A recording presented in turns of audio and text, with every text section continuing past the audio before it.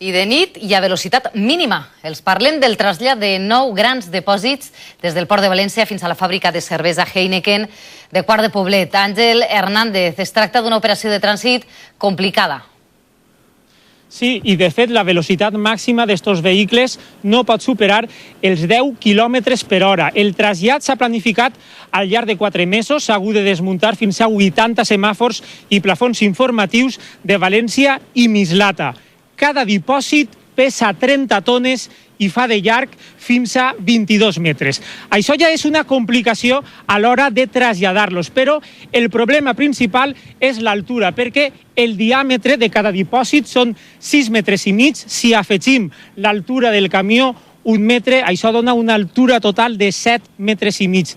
I el problema és que amb aquesta altura estos vehicles no poden passar per davall de cap pont situat per vies principals i obliga a traçar un itinerari més complicat per carreteres secundàries. D'ací uns minuts comença el trasllat dels 2 primers dipòsits, la resta la setmana que ve, des del port fins a la factoria, fins a la fàbrica de Heineken a Quart de Poblet.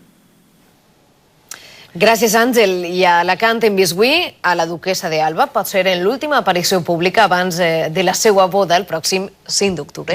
L'aristòcrata